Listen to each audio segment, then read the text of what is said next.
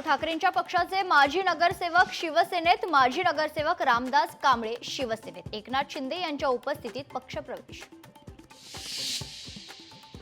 कबूतरखाना बंदीवरून मंत्री मंगल प्रभात लोढांचं पत्र. जनभावनेची दखल घेऊन सुवर्ण मध्य काढा, मंत्री लोढांचं महापालिका आयुक्तांना आवाहन.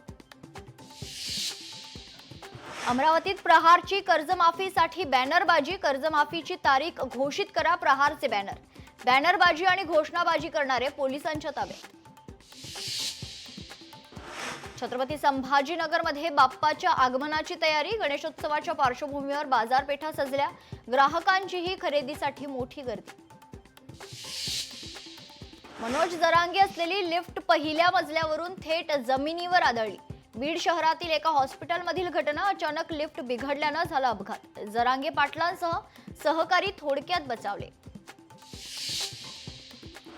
पैठण तालुक्यातील शेतकरी चिंतेत. कपाशीची पिकांवर खरंतर मर रोगाचा प्रादुर्भाव पाहायला मिळतोय. मर रोगामुळे कपाशीची झाडं जळू लागलीत.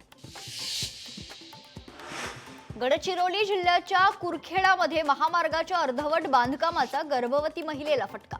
गर्भवती महिलेला घेऊन जाणारी रुग्णवाहिका चिखलात फसली. ट्रॅक्टरच्या मदतीनं रुग्णवाहिका चिखलातून बाहेर काढण्यात आली. बाकावर बसण्यावरून 10वीतल्या विद्यार्थ्याची हत्या. नाशिकच्या सातपूर भागातील धक्कादायक घटना. नाशिकच्या सातपूर पोलीस स्टेशनमध्ये गुन्हा दाखल.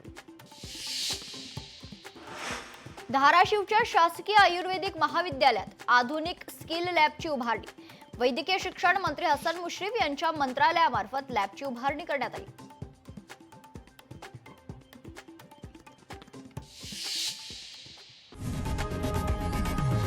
लोकशाही मराठी ऐका, पहा, जागरूक रहा.